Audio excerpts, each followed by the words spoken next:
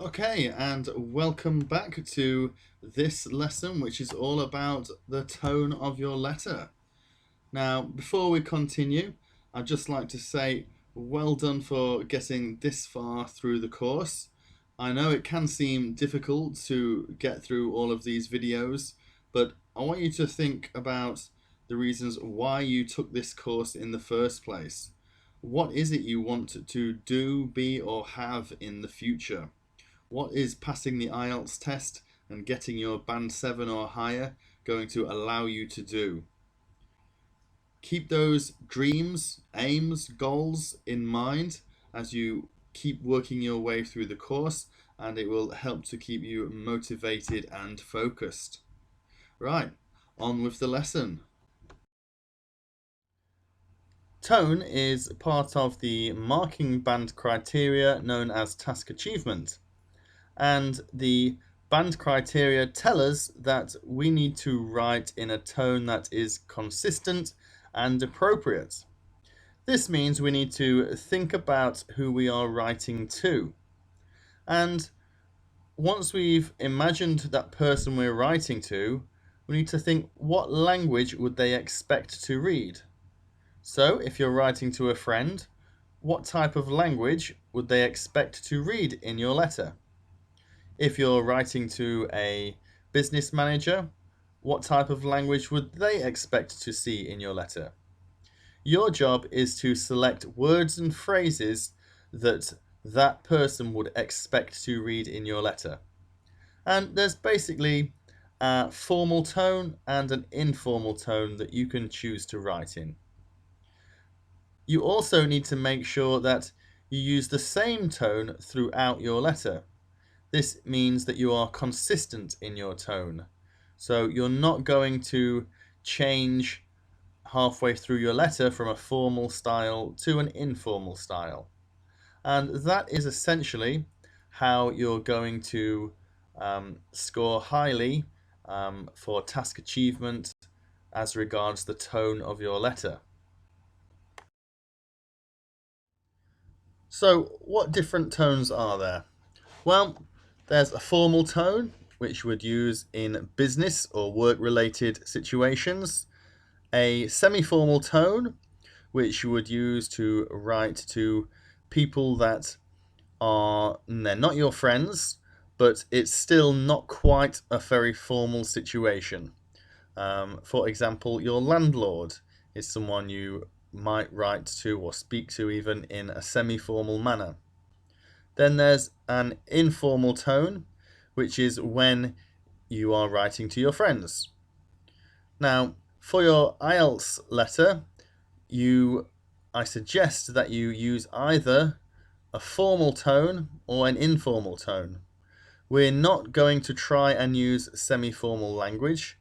This can make it confusing and can mean that you lose marks if you get it slightly wrong. The easiest thing to do is to use a formal tone for every letter unless you are writing to a friend. If you're writing to a friend, you're going to use an informal tone, but if you are writing to anybody else, use a formal tone. This is because you won't lose marks for using formal language in a semi-formal situation. So it's much safer to do it that way. You must also be aware that you're not going to use the same language that you use on social media.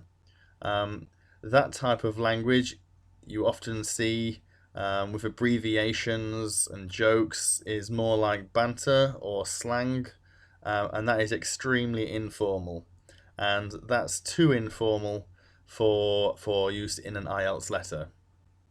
So one more important point is it's the person you are writing to that is important, not the topic you are writing about.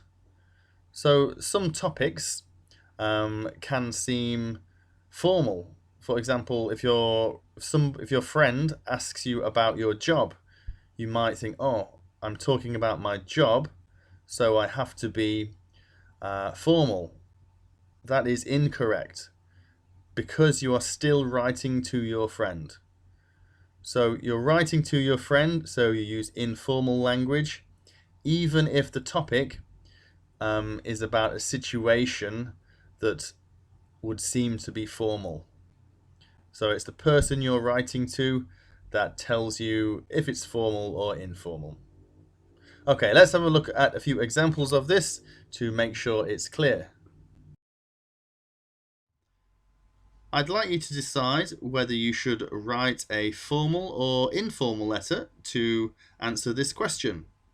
Can you pause the video now please, and press play when you have decided. Okay, so this should be an informal letter that you write because it says write a letter to your friend. And again, pause the video and decide whether you should be writing a formal or informal letter. And again, this should be an informal letter as it says write a letter to an English-speaking friend.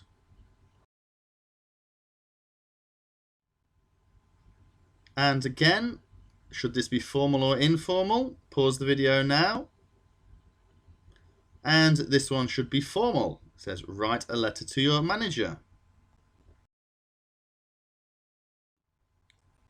And how about this one?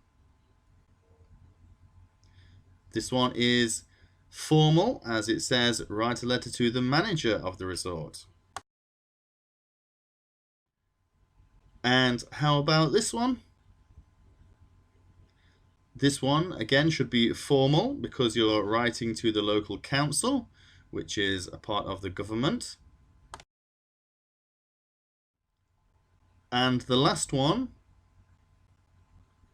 again, this should be informal. Write a letter to your friend. So basically, all you have to remember is that you should always use a formal tone unless you are writing to a friend. So we're going to avoid any confusion with semi-formal language. There's no need to use that. We're always only going to use formal language or informal language, and this should be very easy to work out by looking at the question.